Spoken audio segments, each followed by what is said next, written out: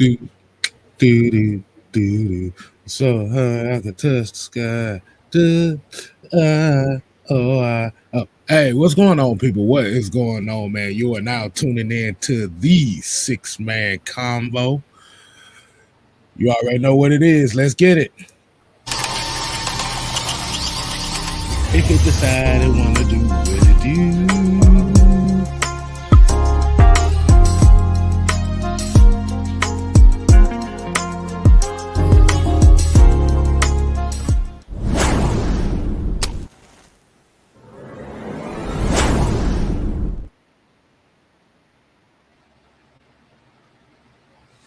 Well, dang.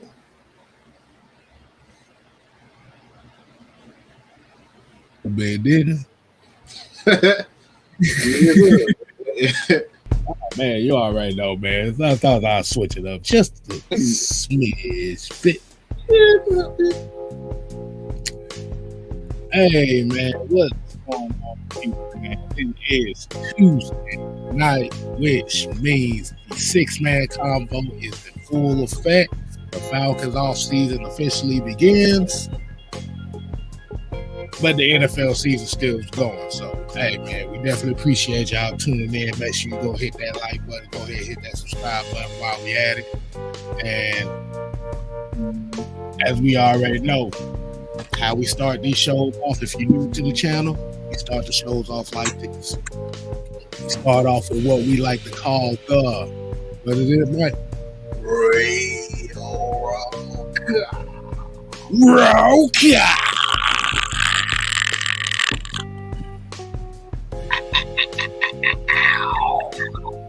And today's roll call, we're going to kick it off with Robert Ponder, Joseph Thornton, Tony Hall, Devon, E85, Jerry Bowie, Pamela Johnson, Bubba, Lump, Andrew G. Shout out to the members. We only got two of them, but one of them is in here right now. Andrew G, appreciate you. Ryan Peoples, Low Ski, Trey Hill, Isaac Crimes, Robert Lee, ATL Leo, Sonia Howell, that's my people right there. Y'all make sure y'all show her some love. Michael Walker, not that Michael Walker, Isaac Thomas, Ted Sports and Gaming, JB, Xavier Littman. We got the OG in here. We got Bridget and Devon in the same chat. Boy, y'all better be in y'all best behavior. And Joseph, yeah, y'all better be on y'all best behavior. And those are our three residential goons right there. So, yeah. And Dre Murphy, man. What if I said JB? If I ain't said JB, I'm going to say it again. And Nathan Floyd. All right, man. We definitely appreciate everybody coming through, man. Quentin Braun, appreciate you joining in. So let's go ahead and get this started. We're going to cut this thing off in 3, 2.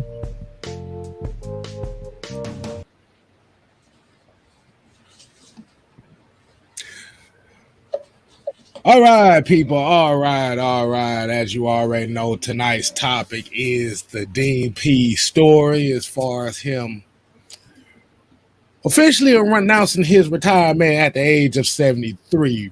But we got a little Atlanta Falcons news to kick off for y'all right quick. As everybody know, Mike, don't you got a picture of something to show this off just a little bit? Do I? Do you? You might want to go ahead and put that in there for me right quick if you don't mind. About not a. I mean, you could throw. Well, we're talking about Jay Matthews anyway, so. Okay. I got it. Okay. All right.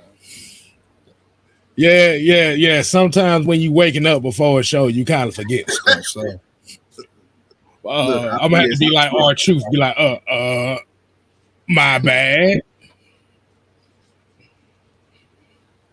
But as the Atlanta Falcons news come up is, let me make sure I get the wording right because I don't want to mess y'all up right quick.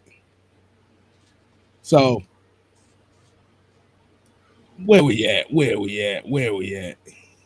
And they ain't showing it. So there was a restructure that happened today with a Mr. Jake Matthews. Oh yeah. And and and look, and the bad thing about it was I had this thing right here ready on my phone, but now all of a sudden it doesn't show up now. But so basically they restructured Jake Matthews' contract just a little bit to add about $4.5 million to the cap, which in no surprise is making everybody bust all kinds of things out here because everybody's finally excited to actually have a Falcons off season where they actually are in surplus of money. Now, here you go. So basically what they did was they moved some money. They accelerated $7 million of Jake Matthews' 2023 roster bonus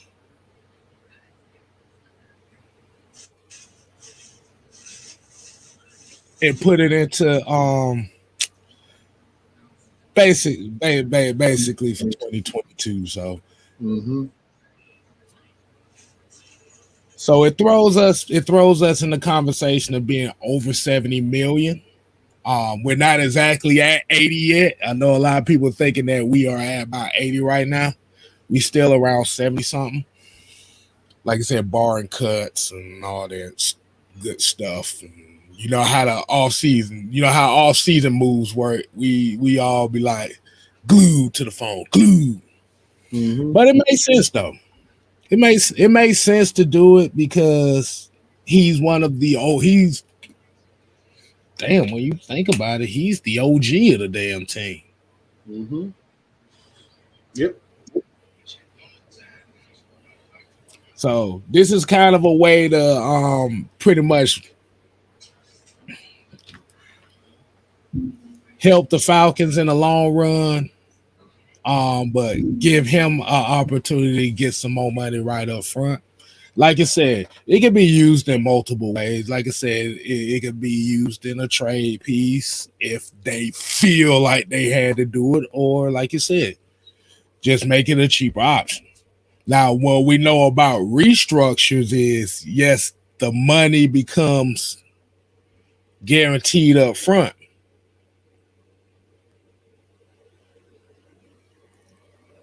Down the road, you don't want to go down that road of having to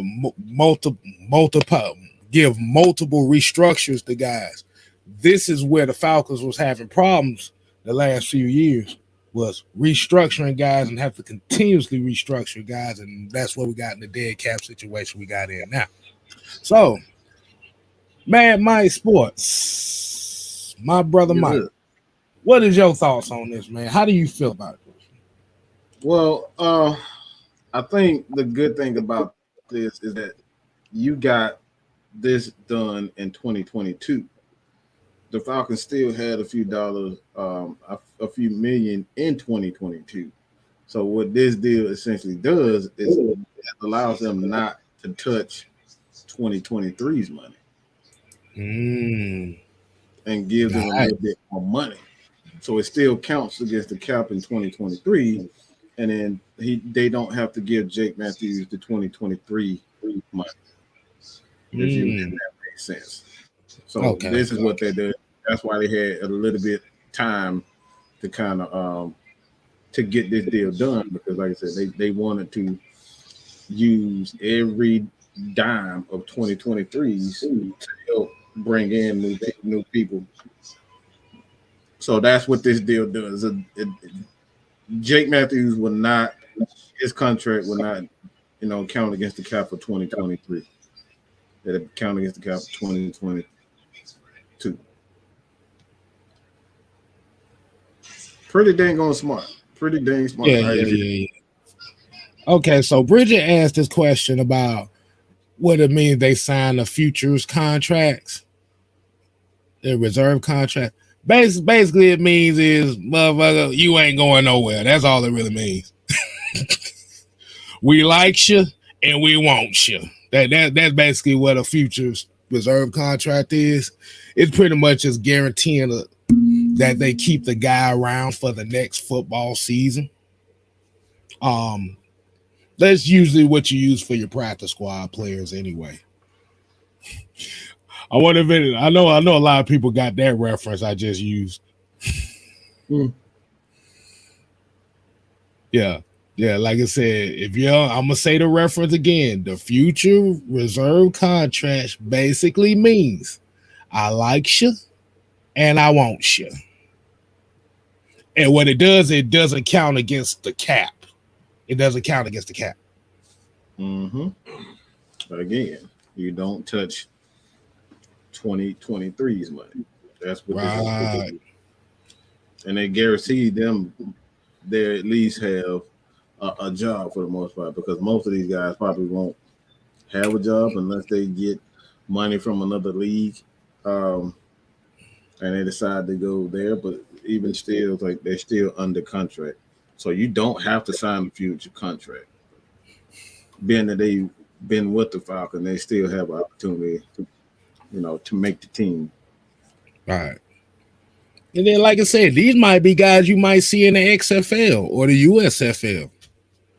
But the thing is, they got a guaranteed contract for the Falcons.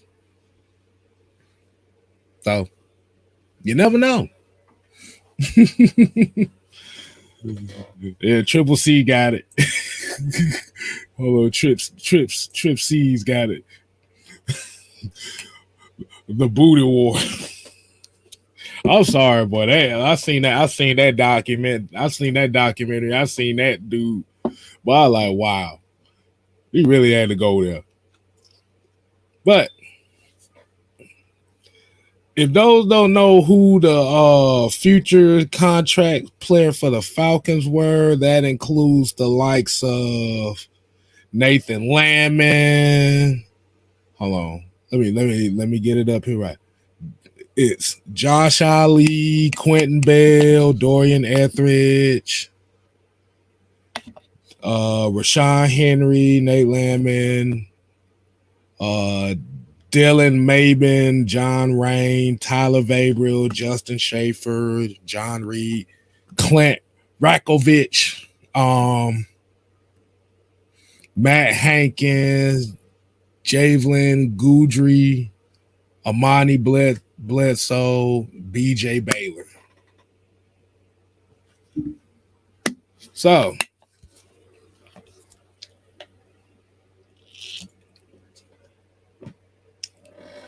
and Josh Holly. Damn, that's some good tea. Hey, I'm about to say, I'm going to give y'all a recommendation, man. What y'all need, like I said, around this time, get you some lemon ginger tea with some hot water and throw a cough drop in it. This I'm telling you. I think that's some Negro stuff, bro. I'm telling you. You throw a cough drop in there. Throw a cough drop in there. That shit, that thing open your port. That open your nose up right there. You drink tea and open your nose up. I think Frank's Darby, he's still he's on the 53-man roster, so he's necessarily, they're not gonna put him on no futures contract. Like I said, it's usually just for the practice squad. I think Frank is a free agent because they cut him. So I think he's a free agent, if I'm not mistaken.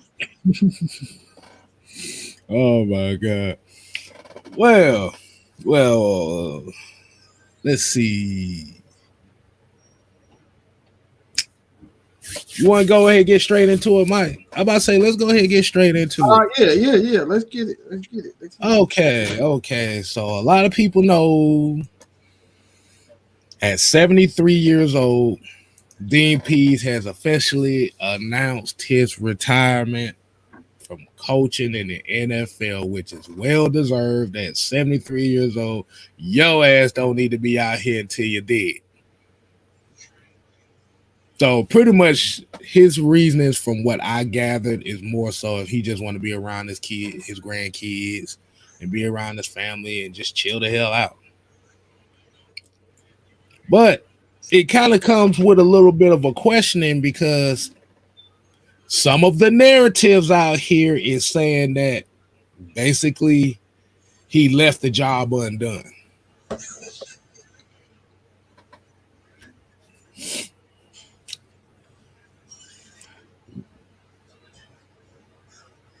Mike, what you think about that, man? Like I said, for me personally, he's laying the foundation. He's laid the foundation. Like you said, it may not have been the like greatest defense of all time, but you have to look at it from this standpoint as well. He literally put together a guys that don't give up points in the second half of games. We've been the Amber Rose, Suki Hana slut walk defense for years.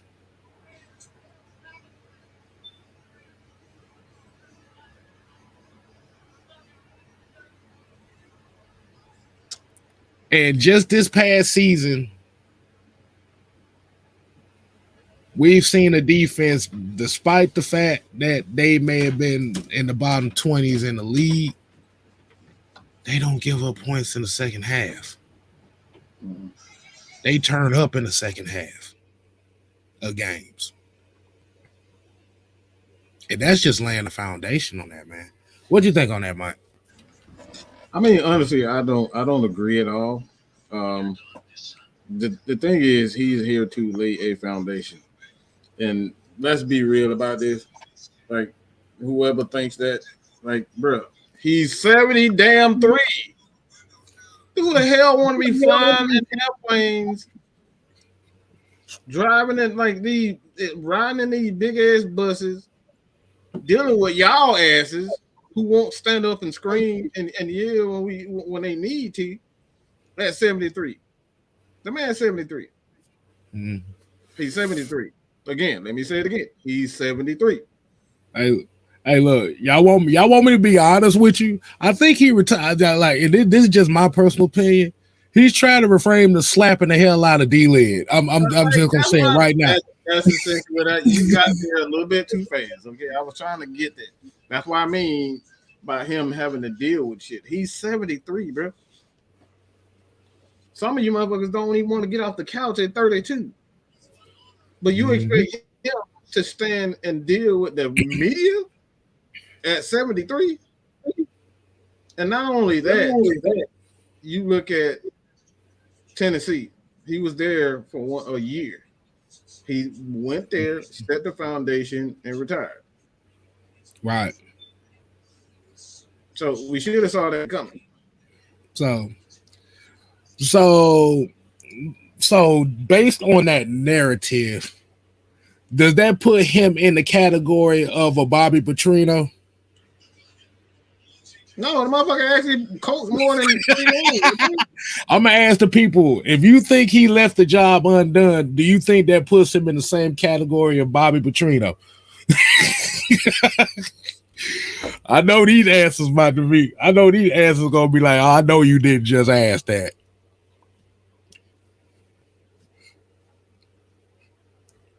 Go ahead, Mike. Answer their question. Do I have to answer? No, hell no. look, that man. Oh Lord, look. For one, only reason I'm asking this is because if you looked at when the announcement happened and then you look on social media, they treated this dude like he was Bobby Petrino. I'm like, bruh, could we have asked for one more year? Yes. I mean, in a perfect nutshell, yeah, at least one more year. But here's the thing. We don't even know what the damn plan was. He might have already had somebody in mind just in case if he decided to retire. See, we ain't thinking about that neither. I mean, yeah, like the he stayed here 2 years. I don't even think Bobby Petrino stayed here 2 minutes. Goddamn, like Bobby Petrino left after 13 games. Bro. Yeah, bye. That boy said Joey Harrington, Chris Redman, Byron Leftwich. Nah, I think I'm gonna go to Arkansas. The motherfucker left a note under the kitchen sink. Nah, we good. Nah, man. But yeah, man. Like I said, it's unfortunate that he retired. But like I said, at the same time, he's established a foundation. Sometimes you just need somebody to do the grocery shopping. You just need you need the right guy or the right person to put that thing all together. And a lot of times, this may be one of those situations where a coach, and we also have to look at how Arthur Smith and Terry Fontenot do business. They get guys that they familiar with. So DMPs might already have somebody in the wings. We don't know if it's again, we don't know what's happened. We have no idea what's happened and what's to happen. They probably already have a guy in there. They probably already talked to, and they probably already had a plan in place. Mm-hmm. You gotta wait and see. Oh Lord! Half of you motherfuckers didn't like him. Then one y'all said he was old, too old. That old. His scheme is old and all this. Like, bro, like. Right. A lot of people. The narrative was he was too old. Let's be honest. Most of it old, and he needs to, have a more modern approach to football. Like that's the general consensus. Shit. They say the narrative was he too old and Arthur Smith was too young. Yeah. So, hey man. Oh Lord, we got the facts, man, in the chat. Everything, and it was it. I smell something. Facts. That's him. So let's get to this next question. Who do you think is, I'm not going to use the word the perfect candidate. Who do you feel like would make sense? If we're just talking about from the outside, like I said, we don't know. Like I said, we're not going to go into in-house stuff right now. The main popular topic is the out names, the names outside of the organization. Who in your mind you feel like would be a good fit for the personnel that the Falcons have right now?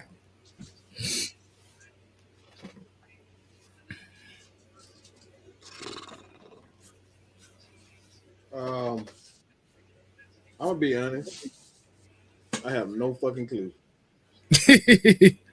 I'm not even gonna try to pretend. Mike Zimmer about 100 years old. He's old.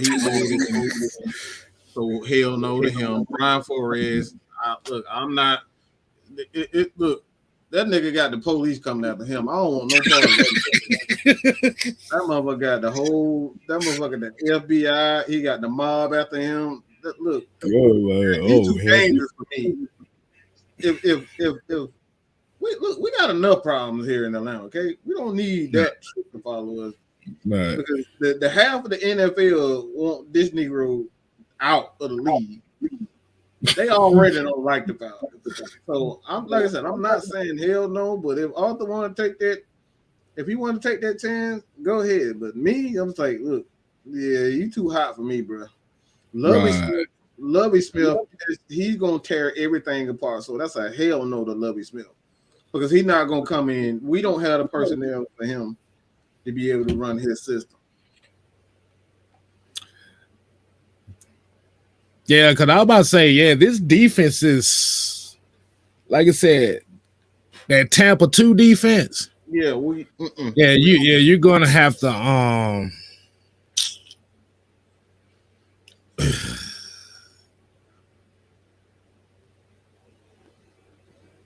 don't know. Look, the thing is, we don't have the linebackers. In the Tampa 2, you got linebackers. Right, we got attacking style linebackers. We don't have primary cover linebackers. You're gonna have. They wouldn't have traded Deion Jones. We wouldn't have a problem. Right.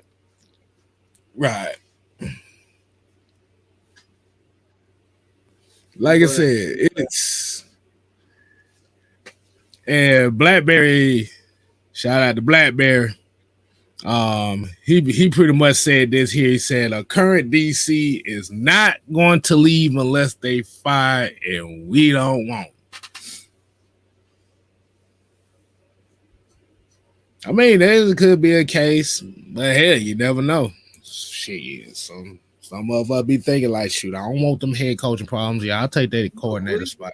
We got enough money to go grocery shopping, so it is like I said, it's a desirable job. I'm not gonna say it's not a desirable job because what most defensive coaches don't want is not to be able to have their personnel. So we have enough money to be able to get someone to be able to entice someone to come here. But yeah, like I said, for me, I'll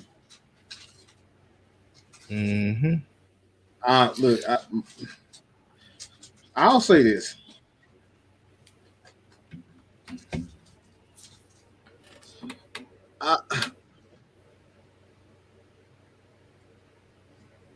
Everybody keeps saying Lovie Smith. When the last time y'all seen Lovie Smith as a defensive coordinator?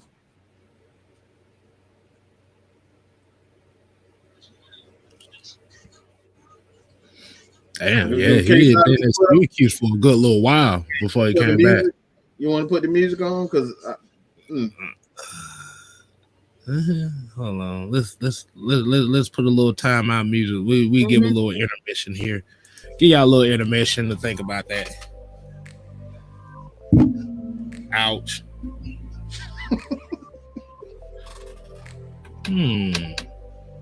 Yeah, it's been a while. Like outside this Texas job. Yep.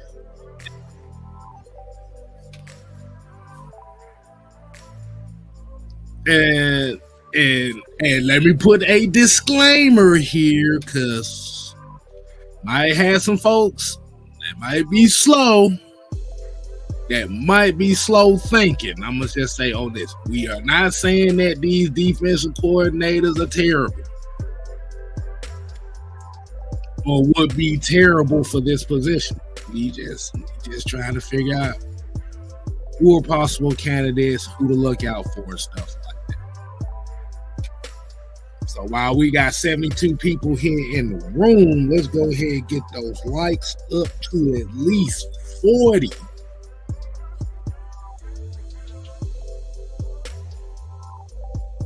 And if we're doing that, we highly would appreciate everything over here. Make sure if you're new to the channel, go ahead and subscribe to the 6 Man K Styles. I don't know why I just put myself in the third. Well, I always talking. It ain't nothing. It ain't nothing new. All right, let's see. Yeah, I know the answer to it. We gotta get at least about 5 more likes. Get about 5 more likes on this video. We definitely 5 more likes. Yeah, and not nobody really knows. Nobody knows. Coach.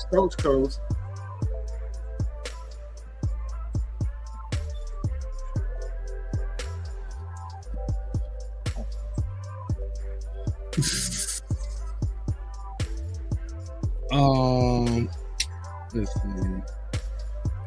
Oh, all right. We good now. Where my mouth said, ooh, yeah. Now, I done seen some interesting names. I done seen Raheem Morris. No, because you're literally are going to have to restructure the whole defense. We done chased Raheem Morris out of town. What the hell y'all want him back for?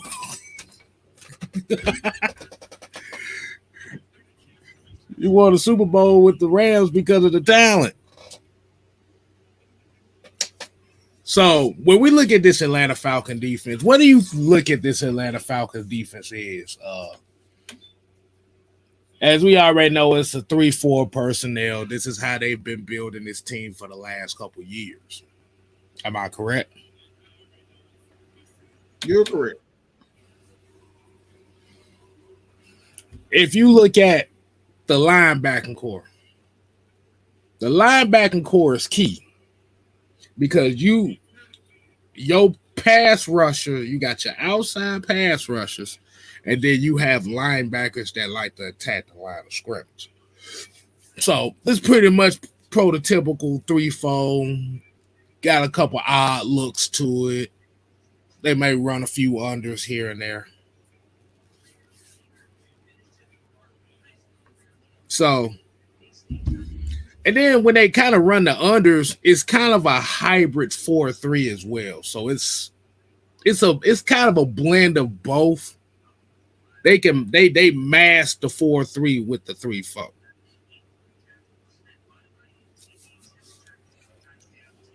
So names that I'm looking at that may be very like I'm gonna just say just keep an eye on these names. See, at first I was actually looking at the defensive coordinator from the Denver Broncos. His name I can't pronounce right. Was it Ejiro Evero? But then I had to think. This regime likes players that they may be familiar with, or guys that have some type of familiarity with.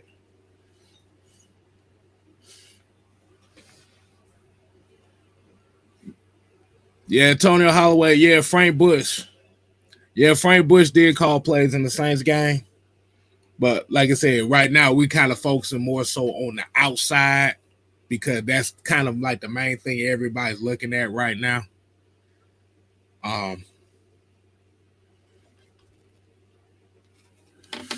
There's a couple names that popped up to me that made me that kind of interested. I ain't gonna say interesting, but caught my attention.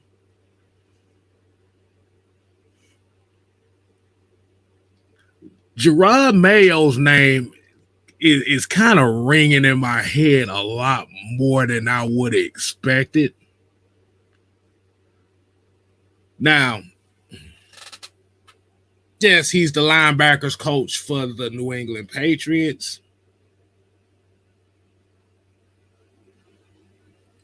But he's also a guy that's played under Dean Pease.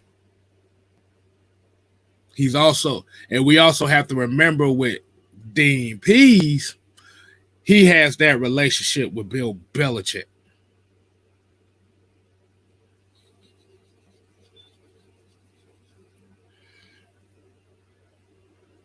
And then what that also cointells and what it would do too is not only do you have a former player within the past generation being a voice on the defense, but he can also teach as a guy that just recently did it.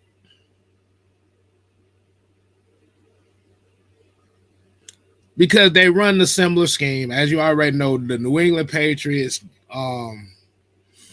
their culture on defense is 3-4. Gerard Mayo is very familiar with that.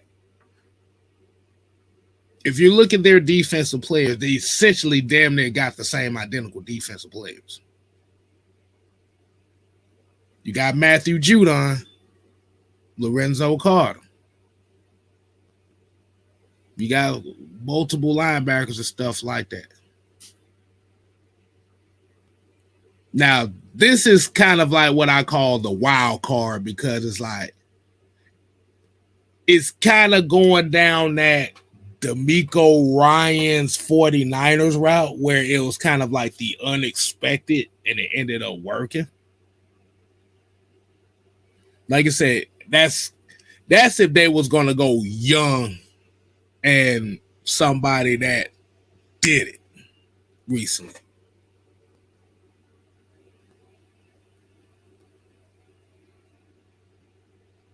The other name I thought about, this is an old school name. I think a lot of people may know this name pretty well. Jim Schwartz.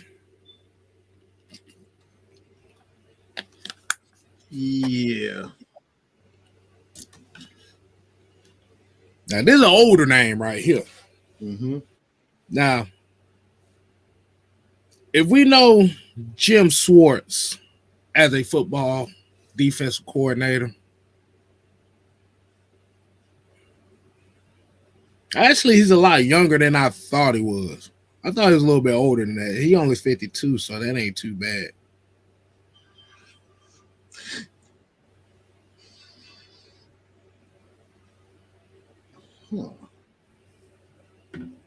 He's responsible for some pretty good defenses when you think about it.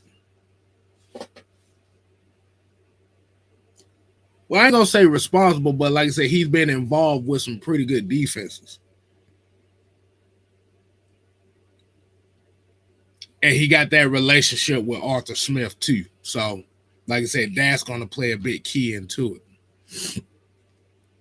Like I said, you think about it.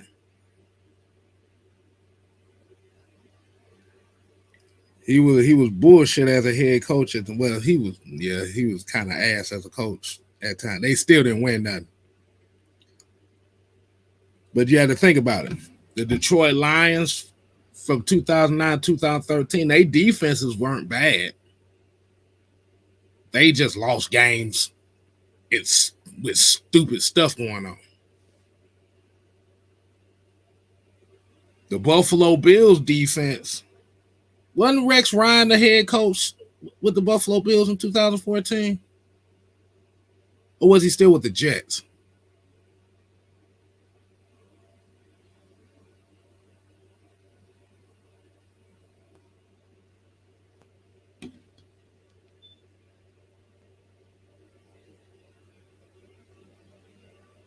Then you got the Eagles and you got currently the Tennessee Titans.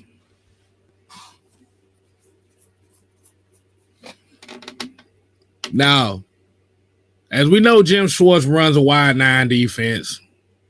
If a lot of people don't know what the wide nine means, that means they motherfucking ends line up 2 yards outside of the tackles and rush. Yeah, you're right about that.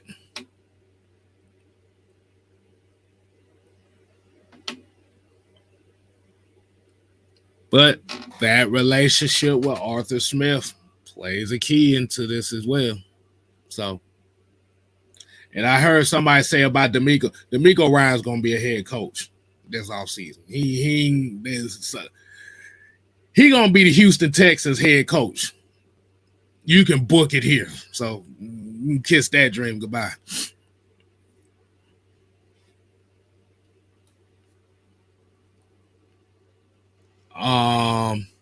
So Mike,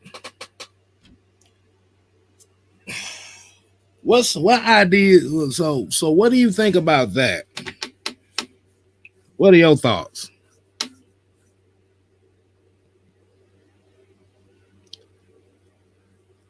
You over there doing the Pootie Tang challenge?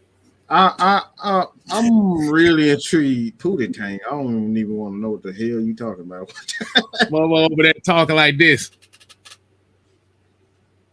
Nah, I'm because I want to go back to the Washington Redskins days and look at his ties to that team. So the reason why I went all the way back there with Arthur Smith, because you always got to go back and see, all right, where did he get his start? So we talking about the NFL, well, he got to start with the Redskins, all right, and the Redskins, now Commanders, but he got this start with the Commanders, the Redskins, and the coaching staff with Greg Bloch,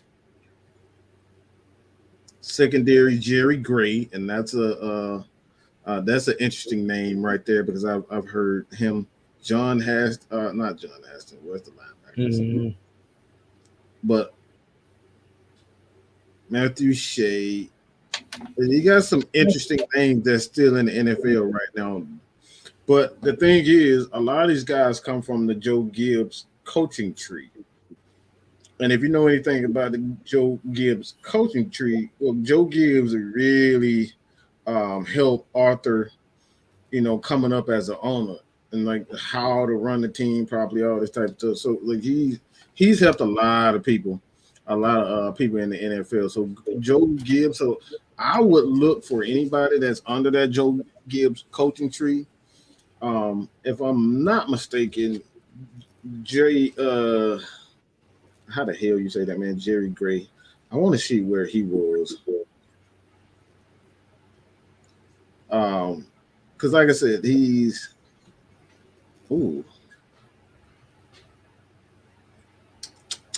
is really interesting. Oh, what you done find? Well, he was with the Tennessee Titans in 2011. And now with the Green Bay Packers. And a lot of people have been saying about the Green Bay Packers that the passing game coordinator could be someone, and defensive passing game coordinator could be somebody that the Falcons interview. And like I said, Jerry Gray right now is the defensive back passing guard. And he works with the DBs in Green Bay. So I always got to kind of find a tie. And Jerry Gray is the guy that helped train Arthur Smith when he was a defensive assistant.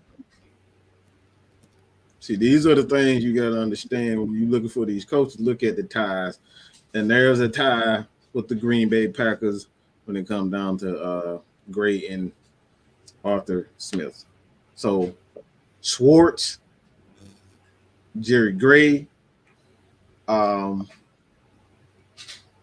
I think the one with Mayo is the one to keep an eye on also. So like I said, it's all about ties with teams, and I think you continuously look for obviously that tie with Dean Pease, but you also want to pay attention to the head coach, because like I said, this head coach is a lot different because he actually spent time as a defensive assistant learning how to run a defense. So he's not foreign to defensive concepts and running a defense.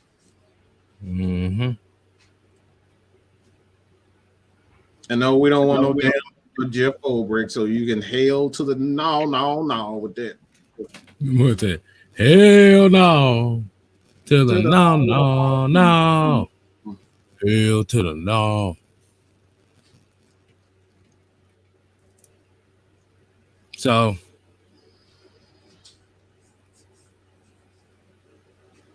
Jim Schwartz, Arthur Smith, those guys Jim Schwartz has a tie to Dean Pease. We're talking about ties. So Ultra Shadow, we're talking about ties to coaches. Coaching relationships. A lot of coaches get jobs because their relationships with other coaches. Mm-hmm.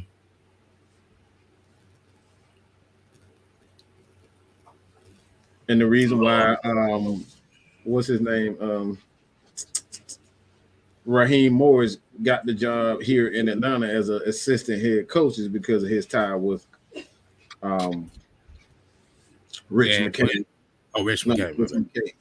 Rich McKay, even when he was, what Tampa. So again, these is what we mean by ties. Like you got to look at every aspect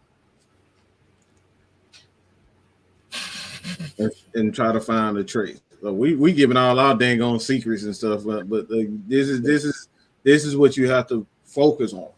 No coach just say, "Yeah, I'm gonna go over here." No, these guys have ties to certain people on the staff, and then that's how we end up getting tagged. Anybody know how we got tagged? It's because the guys, Nathan just named.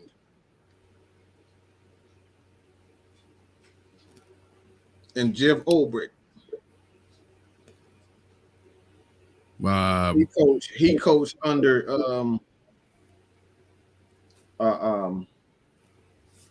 Jim Mora Jr.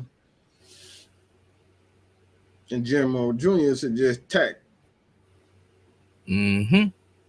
And that was all because of his relationship with Jeff Olbrich. So again, we never draft guys with a tie, without a tie, and we never hire coaches without a tie. There's always a tie there. Right. And in my personal opinion, one of the main reasons why they drafted Kyle Pitts is obviously his relationship with, being from Philadelphia with Matt Ryan and things like that. And he got a real and you can name some other stuff, but a lot of these things pay, coach.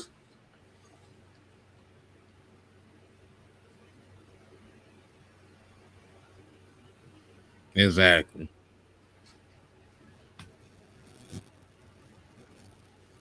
Yeah. Never mind. No, I'm reading. I'm trying to figure out who's saying. What you mean, Ryan? I'm trying to say everybody. I just see Ryan. Are you talking about Matt Ryan, or are you talking about? No, they talk about Buddy Ryan and Rob Ryan and them. Blackberry here said Brinson Buckner. Okay. So, like I said, these is very interesting, intriguing names. He said he was the D-line coach for the Steelers, Cards, Raiders, and Jags. Like I said, anything is damn possible. Mm-hmm. Like that, we really don't damn know. That's the whole theme of this whole show. We don't know. Rumors haven't come out, so we're literally just grabbing the straws in. We creating rumors right now. We just nobody knows. Like I said, nothing has happened. Nothing has happened at this point. Guys haven't even been fired yet. A few coaches have gotten fired, but like I said, the only thing I said was D'Amico Ryan is going to be the head coach of the Houston Texans. Yeah. So you can kill that one right there. Unless we offer him by a half $100 million, $50 million, something like that. It ain't gonna work. He ain't coming. Right. But like I said, those were a couple of the names that I thought was very interesting. Like I said, the dude, I said the defensive coordinator from the Denver Broncos. Hold on, I can't spell his name right. It's like Ejiro Evero. But the thing is, I'm trying to look at like what coaching tree is did he come from? But the thing is, he may possibly end up being a head coach. So we don't know. So I'm trying to let's see. He coached is EGIRO. Yeah, Ejiro Evero. See, but here's the problem right here. As a coach, I don't see no ties here. I really don't. Like you said, Tampa Bay, San Fran, Green Bay, Rams, Broncos. Mm-hmm. So that's really the long that's like the longest of long shots.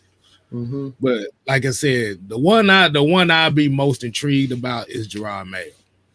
That'd be the one I'm most intrigued about. There's a lot of people here saying everybody having their own damn conversation over here. I guess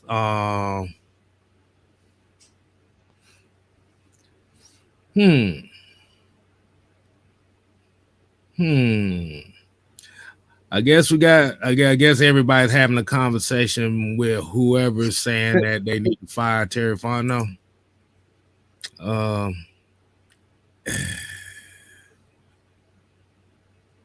Why? Because Terry Fontenot ain't drafting the guys that y'all want. That's why we going through this again. No. We got, like I said, this is a narrative that we always been hearing about for the last couple of years too. This is a narrative here. This is how some people think. He said, while we take a wide receiver in the top 10 full of defensive line talent we desperately needed, and a tight end in the O-line deep draft, which we still need. I mean, what year are you talking about? Talking about the last, he talking about these last two drafts. He said, why they take Drake London and Kyle Pitts over everybody else in the first round, pretty much. Do we really have to? Do I have to explain this? Like, maybe. So, I mean, if you want to, man, you pull the case style. Let me look at. We saying, all right. Let's go back to 2021. Was it draft, NFL draft? So we're gonna go through that. We're gonna go through that drafts because I think people, they're like we like to see what we've done, but we never looked at the draft in its entirety. So, all right. So we're gonna do this pick by pick. I'm gonna pull the case styles. Trevor Lawrence, okay. Trevor Lawrence, number one pick. Okay.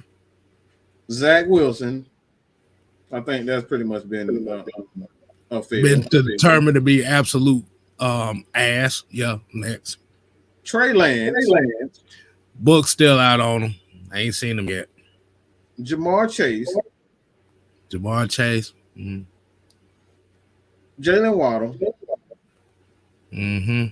Penei Sewell. Mm-hmm. J.C. Horn. Mm-hmm. Patrick Surtain. Mm-hmm. Devontae Smith. Right. Justin Fields. Right. Michael Parsons. Rashawn Slater. Elijah Vera Tucker. Mac Jones. Who? Mac Jones. We talking about Zaven Collins, Alex Leatherwood, Jalen Phillips, Jamin Davis, Kadarius Toney, Kwity Paye, Caleb Farley. Like a lot of these guys, what the hell are they? Where are they? No, there's a lot of good players out of that draft, but then you also have to look at this standpoint from you gotta look at it from a standpoint. But regardless of who you may have gotten. The thing what I'm saying when we talk about he's specifically saying why we took a wide receiver and a D when it was full of D tackles. Well, there's only Jalen Phillips, Kwity Paye, Peyton Turner, Gregory Rousseau. There wasn't it wasn't a D lineman in this draft where we was like, all right, outside of Micah, but the thing is with Micah, nobody knew what position he would play. They put him at inside linebacker first. This is what people gotta understand. He was a middle linebacker first for them. They didn't draft him to be a pass rusher. Mm-hmm. Right. He failed miserably at middle linebacker. So they was like, look, he's an athlete. Just go after, just rush the dang on passer. Right. He failed miserably. Go look at the preseason games. He was god awful. He was just an athlete running in circles. But they said, all right, since you have speed, quickness, Dan Quinn gonna turn you into a pass rusher. And the end of so outside of Michael Parsons, can we say anybody in that draft defensively was worth it. Zaven Collins, Jalen Phillips, Jamin Davis, Kawhi Pay, Peyton Turner, and Gregor Rousseau. Look, let me pull this. Let me pull this rabbit out the hat. Hold on. Let me adjust this right. Because essentially what I'm saying, y'all keep talking about it was a deep draft for linemen in that particular draft. That's false. That's a false claim. And like I said, this is just 21. I haven't even read 22 yet. Let me say something. Right go ahead. Let me say something right here.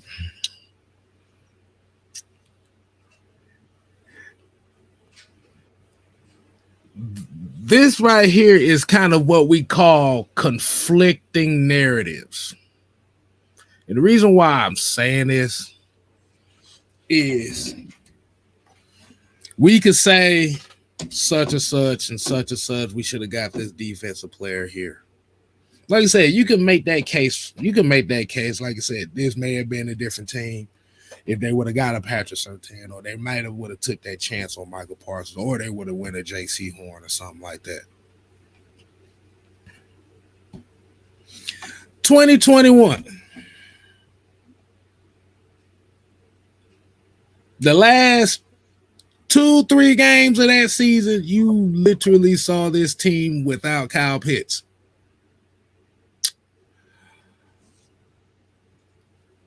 Just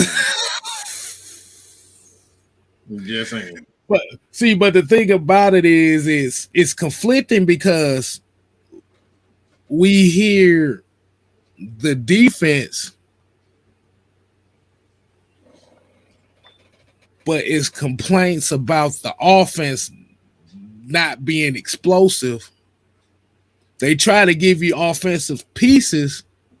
Now we're talking about that they shouldn't have spent it on a time. You do realize that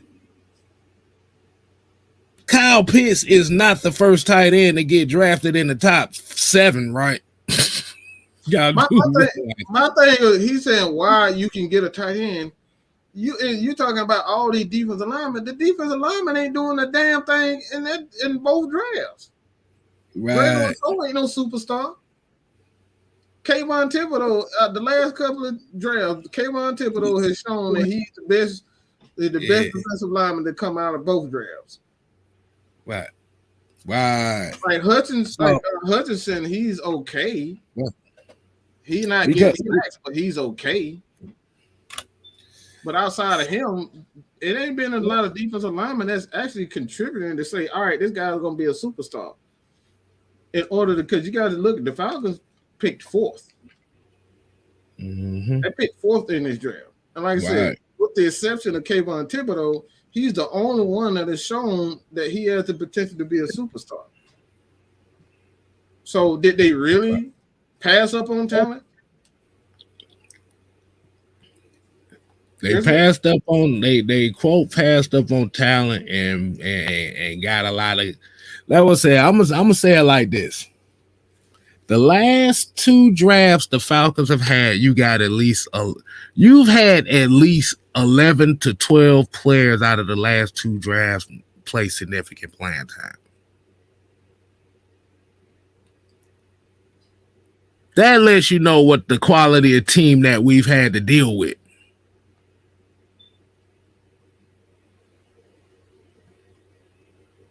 The fact that they had to negotiate the fact to get rid of the foundation of the Atlanta Falcons for the last few years, we done went from not having no money. Cause I'm gonna ask a lot of people that's tuned in the chat. When has the last time the Atlanta Falcons have had over $10 million going into free agency?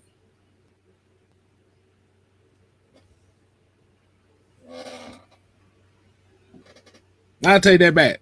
20. Yeah. 20.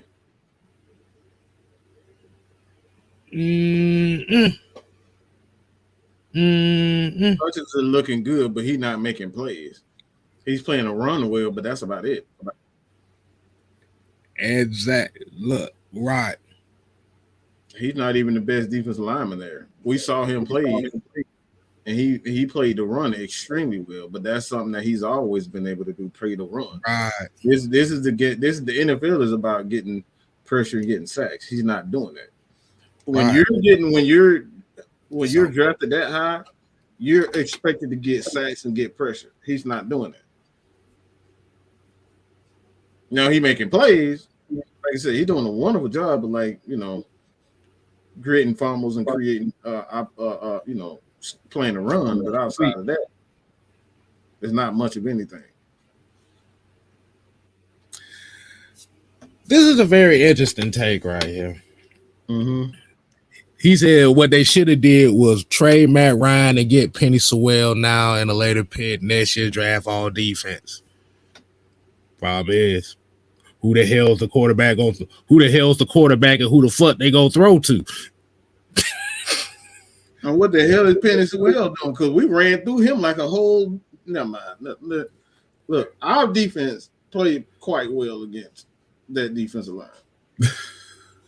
I'm saying, and Penny Sewell was not doing too much of anything. He wasn't showing out. Hold on. Wait a minute. Time out. Wait a minute. So Penny Sewell. Okay, so you get Penny Sewell. Okay, and do that.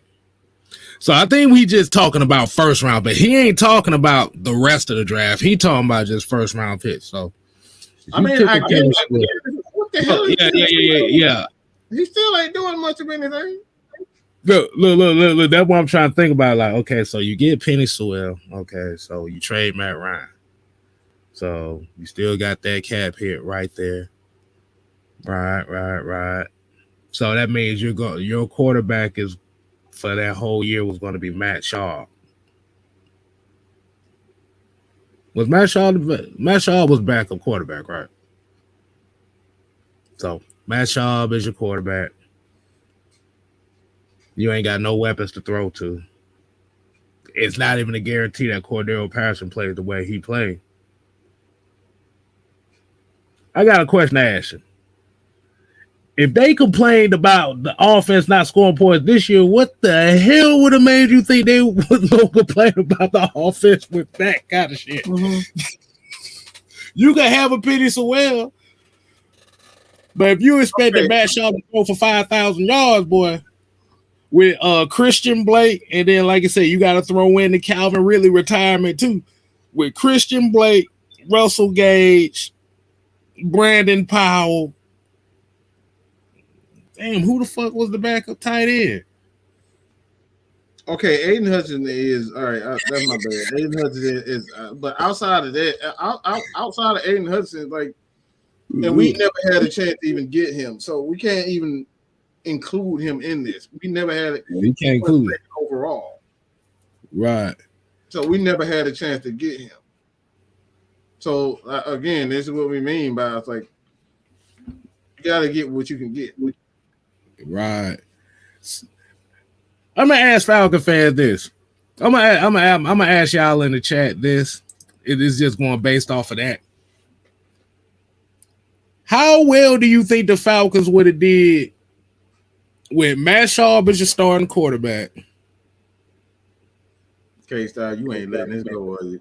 I'm not gonna let it go because I'm like I said, I'm attacking the narrative. I'm not attacking the person. Mm-hmm. Ooh, yeah. Like Josh Hayden Hurst was gonna be Hayden. You had Russell Gage, Hayden Hurst, Christian Blake, Brandon Powell, Lamar Jackson, Mike Davis, Daryl Patterson, and like I said, you gotta remember Kyle Pitts went to the Pro Bowl as a rookie. That motherfucker was getting triple teamed in his first 3 games. that bullshit again. Read that shit again. Which one? What you just read? What about? Oh, the receiver. Christian Blake, Russell Gage, Brandon Powell, Olamide Zaccheaus, Hayden Hurst, and I think Parker Hesse came in later in the year. So you asking why we drafted?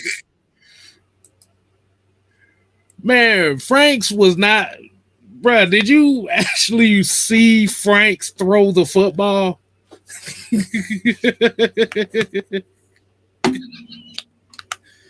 They wasn't starting no damn Felipe Franks. This dude literally just said Felipe Franks should have been a starting quarterback in 2021. Oh,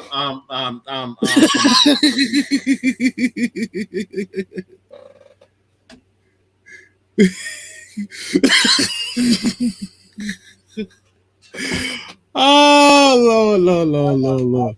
Yeah, I've been told to be nice, so I'm gonna be nice. Yeah, like I said, Tajay Sharp too. So you wasn't getting jack shit. Well, what the hell are you gonna grab Panay? What the fuck you gonna be blocking for? What? You gotta run it. What is it? You got twinkle toes in the back. He can't get 4 yards in the cloud of dust. You can't get 2.2 inches. You gonna grab Panay? Never mind. Oh my God, nah, bro. There's a reason why they moved. That's the reason why they moved Felipe Franks to tight end midway through the first year. There's a reason why. Great googly moogly, bro. There's a reason why. And he ain't worked out as a quarterback since. Holla Jesus. But it said maybe they like, nah. But like I said, the problem was, and I'm gonna continue to say this: Julio Jones, Calvin Ridley threw the whole plans off for what this franchise wanted. They threw the whole plans out. The problem was Julio wanted out, which was a trickle effect because now we found out that Julio wasn't here. Calvin Ridley didn't want to be here. So you essentially lost your number 1 and your number 2 receiver for that year.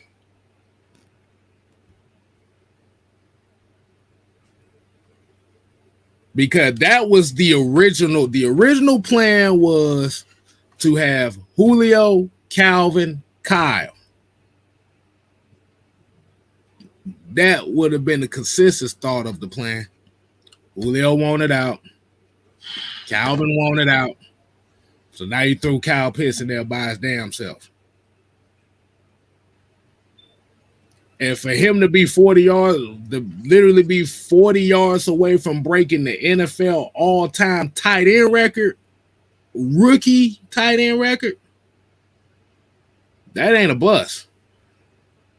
Now you may look at the touchdowns and say, well, he should have scored more. Can't score if you're getting triple teamed in the red zone. I'm just saying.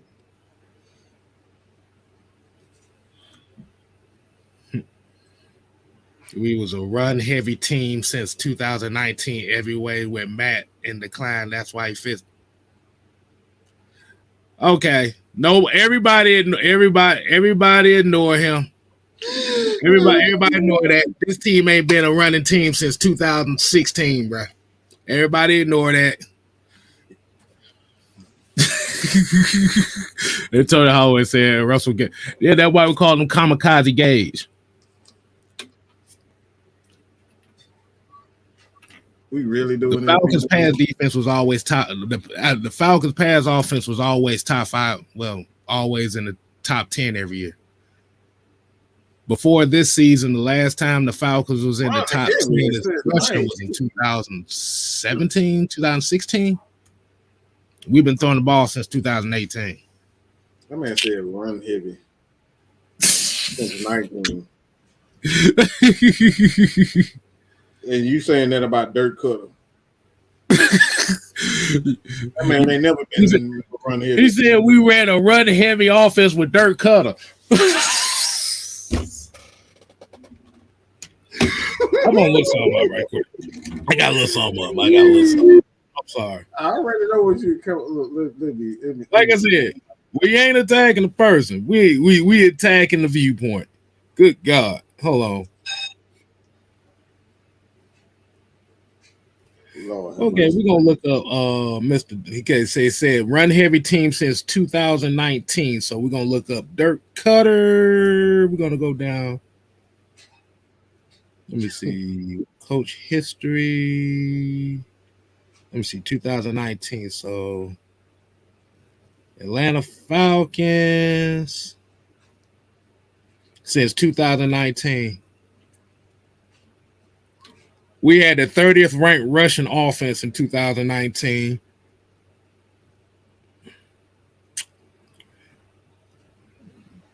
Third best passing offense in 2019. 2020. Well, let me because he said Russian team. You said we were run heavy team. Okay, that's what he said. So we're going to eliminate the yards. We're going to just do attempts. Okay, attempts. Yeah. Okay, so let me go back to 2019 then. Oh, I got it right. I'm looking right at my face. That's why I was ready for you to read it. We were 29th in the league in rushing attempts in 2019. Compared to today? Yeah, we were 29th. So the total rushing attempts for the team in 2019 was 362. So now we go to 2020. Yeah, we improved on rushing attempts in the rushing game. You want to read that one? I like this stat right here. This is go ahead. I'll let you do it. Let me read this one, okay? Go ahead. This is 2020. Okay, here we go. All right, it is. I don't know why I just did that. But the Falcons are number one in rushing attempts at 559.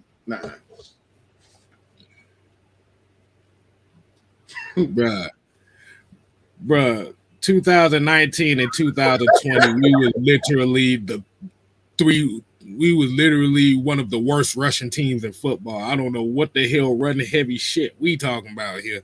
The Falcons are number one in the entire NFL in rushing attempts. And that's not, like I said, that's number one, 559. 2021. Google is your friends, people. Don't be afraid of it. It's not Michael Myers. It's not Jason. Okay, it'll help you. 2021, we ended up as the worst rushing team in football.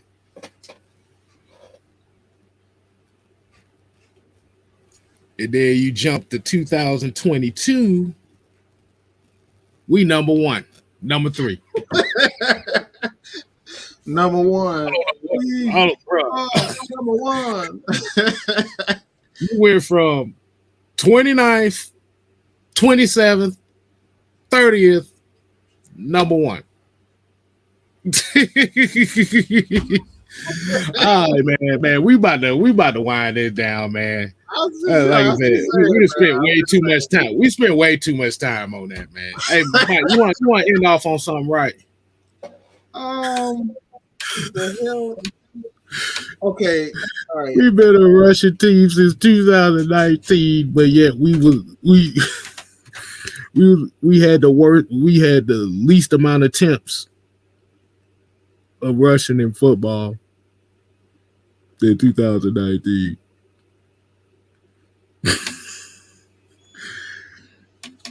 Now, if he would have said the 2016-2017 season, like I said, the only benefit of that I would give him if he would have said 2008 to 2012. Like I said, we gave you that one. 13, 14, they started passing the ball, didn't work. 15, they was passing the ball, didn't work. 16, they started running the ball, it worked. 17, they started running the ball, it worked. 18, they stopped running the ball, it didn't work. 19, they stopped running the ball, didn't work. 20, they stopped running the ball, didn't work. 21, they stopped the ball, didn't run. This year, they running the ball, but they ain't passing with the shit. It ain't working. Mm-hmm. Just saying. And for all that I just said, is one thing that this team is one. There's only one word that need to be said for what I just said: bounce.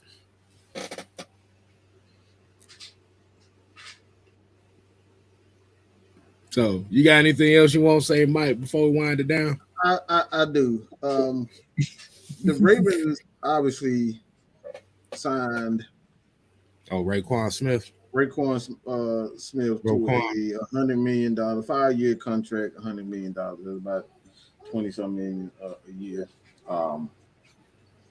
So what does that mean for you when it comes down to the contract of Lamar Jackson? For me, I think they pretty much painted the picture that this is going to be the new this is going to be the vision. We're going to do what we always did. We was a defensive team, and we're not going to pay these quarterbacks $50 million. I think this was a calculated move that they wanted to build around the guy. Because if you really want Lamar, I don't see why you would sign him to that big of a deal this early.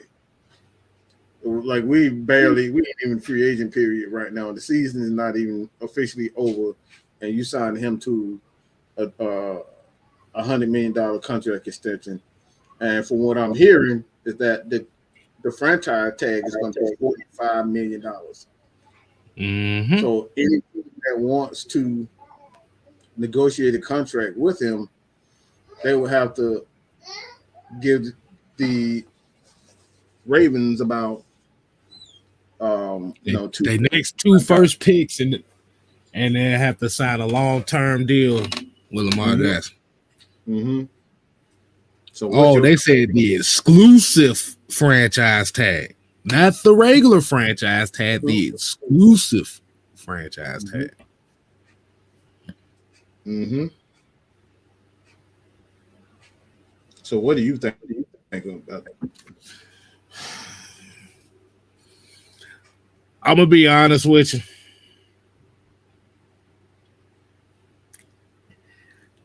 It kind of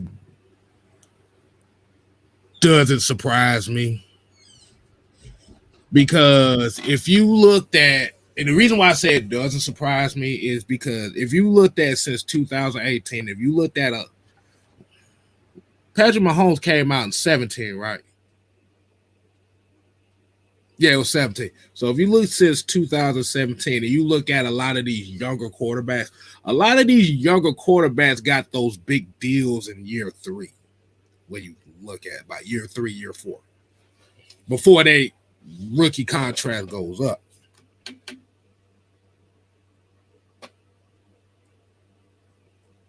If Lamar Jackson didn't get that extension, he won the MVP in year 2. Am I correct? Yeah. I think it was year 2 he won. So you would think with where that pattern goes, the common sense would have been like, okay, maybe, yeah, he deserved to go ahead and get this long-term deal now, so where it won't be so expensive. But Patrick Mahomes and that $500 million contract scared the shit out of a lot of teams, and you know how that go. Mm-hmm. As it should be. But what this also kind of shows too is that Lamar didn't want to be there. It showed he didn't want to be there in the first place.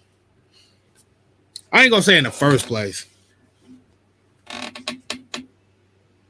because you may say, well, yeah, he did. They didn't put the necessary like wide receivers around him and such, and They running too many quarterback powers. I think the reason why they really did that and they wanted to shore up their defense is because maybe he just wasn't in the plans long term this whole time. Now, an exclusive franchise tag with a $45 million cap hit, nah, they might let him walk.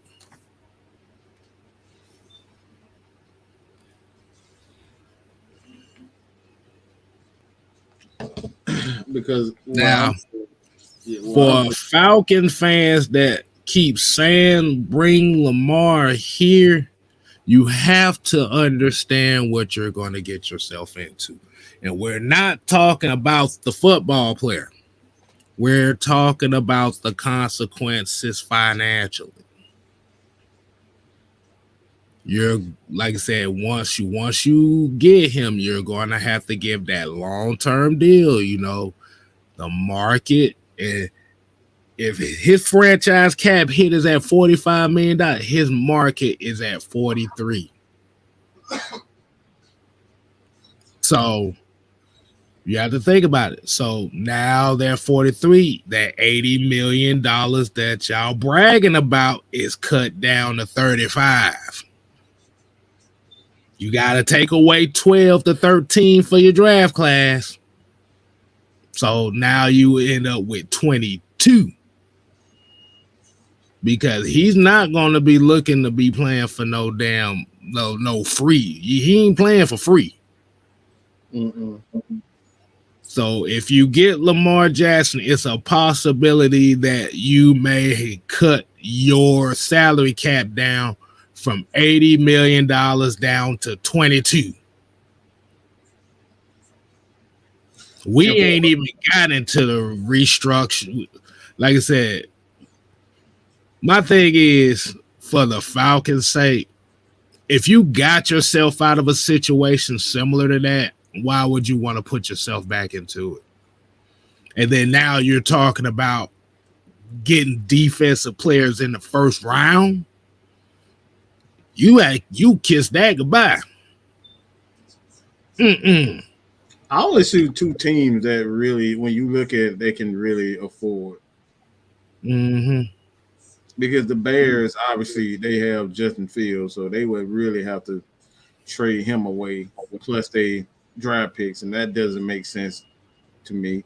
The Falcons just got a Pro Bowl guard, so they got to pay him his money. Mm-hmm. And you got a right tackle that quite possibly is looking to get paid as well. The Giants is a team that could end up trading for him because they have a pretty good defense. So the Giants is an interesting team when it comes down to Lamar. I think they could end up making a play on him because their defense is pretty much legit and set right now. So, like, keep an eye on the Giants. The Patriots is another team that is interesting. I doubt it happens, but they can afford to go after Lamar. But I just don't think Bill Belichick is going to give up draft picks because he really loves a lot of draft picks. So I doubt that happens. Seattle is a team that could go after Lamar, and quite frankly, let's not pretend like Geno Smith is going to play like this all the time because he's not. So that's a team for sure that could go after him. They have an okay defense. The Bengals are eliminated, in my opinion, because most of that money is going to go to signing their wide receivers to long-term contract, their offensive guys. The Texans is the team that could end up trading for Lamar, but does Lamar really want to go to the Texans? Especially driving a quarterback anyway. They ain't go down that road. So I don't even see that. And the next one on the list is obviously the Ravens. So it's not a lot of teams that can afford to give Lamar that money. And like I said, a lot of people saying the Falcons because they have money, but the Falcons have a lot of young players coming up for contracts. So it becomes whether or not, all right, is Terry Fontenot good enough, or he's shown that he's good enough to go out and find talent on the defense side of the ball that's going to be able to get sacks. And from what we've seen this year, we've gotten better, but we're still not getting sacks. Right. And I say this before, Chicago finna shake the foundation of this draft, bro. They going to shake the foundation of this entire draft because we thinking that 9 out of 10 and maybe either Jalen Carter or Will Anderson. I just get this weird ass feeling like it's going to be Bryce Young.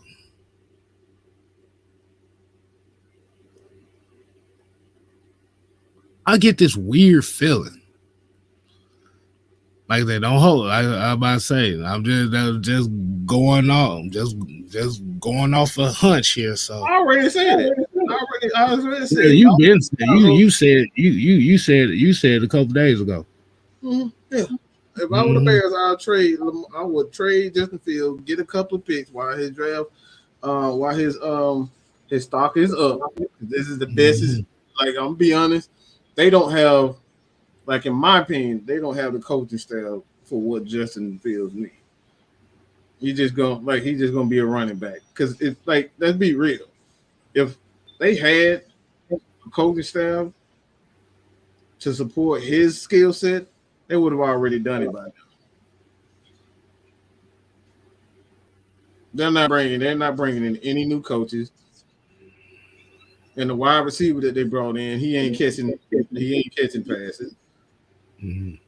And I know for a fact that Bryce is a better thrower and a better passer than Justin. I just keep that real.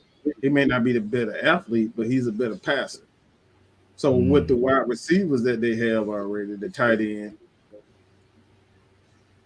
so they already have a few weapons there, and you draft a few more in it. Mm-hmm. Get a couple of more picks for Justin Fields. I'm doing it if I'm the Bears. Oh, man, especially with $118 million. So I got $118 million. I'm doing it.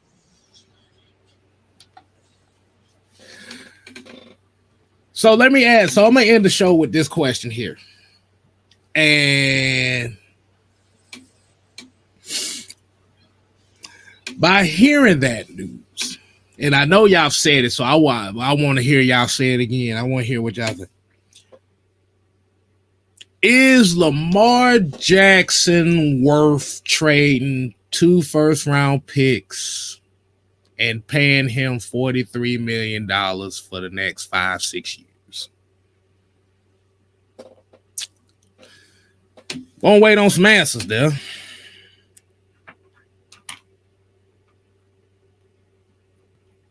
Like I said, I'm asking y'all. No, no, no, no, no, no, no, no, no, no. Hell no. No, to the no. Yeah, you'll have Lamar. You'll have a great player. You have a damn good player, but you won't have no one person who I'm waiting on an answer to. Yeah, I know. Hey, look. I'm waiting on that answer. It's a bunch of hell no's. Yeah. No. No. No. No. No. No, sir. No. No. Look. Hell no. Thumbs down.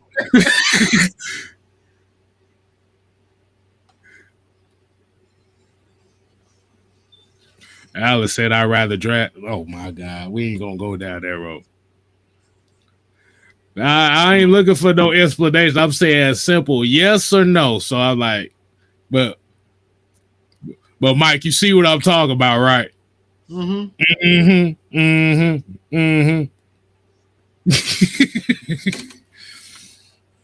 I mean, y'all got to know one thing. You got to look at, if you haven't been on Twitter and seen what happening with Lamar, Lamar is not going to their team doctors.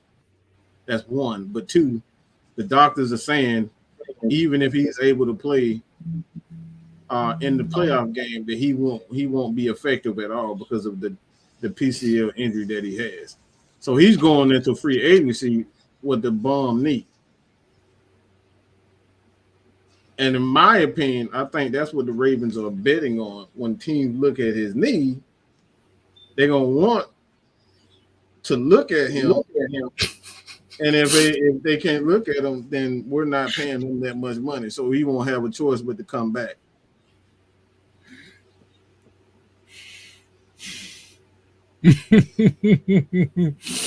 I got exactly all I needed to see right there. I said, hey, Mike, I got exactly what I wanted. And it ain't even about the nose neither. I got exactly what I wanted.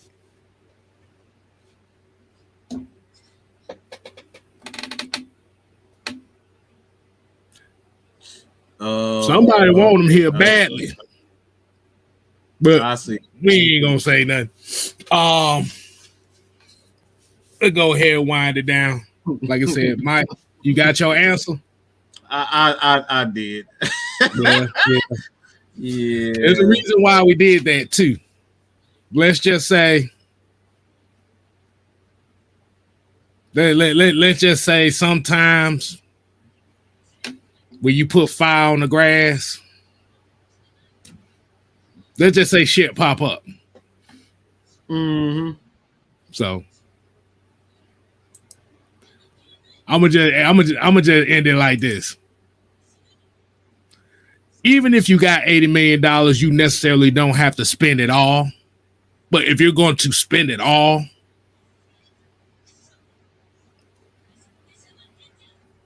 spend it all on some shit like defensive players, offensive line, whatever. I'm not spending all that on a quarterback. Lisa said, let us in on the joke. We'll do that off air.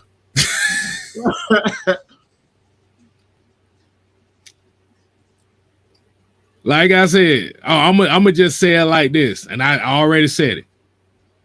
Somebody wants him real bad. But we'll say that for another time. So yeah.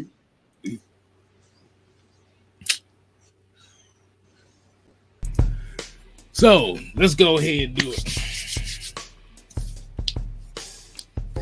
If the music pop up. But like I said, I think we got a lot done today. We got a lot of conversation done today.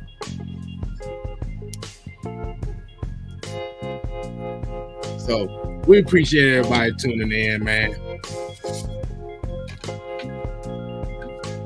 And as we always say, like I said, with Lamar Jackson, the issue isn't that we don't want the quarterback. The issue is you have more pressing needs. So we can't be talking about we need to fix this defense if your main objective is to get a quarterback. I actually got a topic. So y'all might want to stay tuned to our next show. Whatever that we decide that this is going to be an interesting one. I'll tell you after K-Star. Okay, cool. So basically, at the end of the day,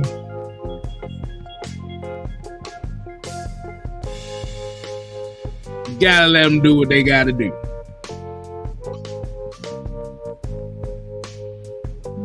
So it's as a double-edged sword situation that it is, you gotta be aware of it. So until next time, people, we ain't here to play. Ooh, no. We here to stay. Ooh, yeah. nigga. You ain't gotta go home, but you gotta get the hell up out of here. Deuces.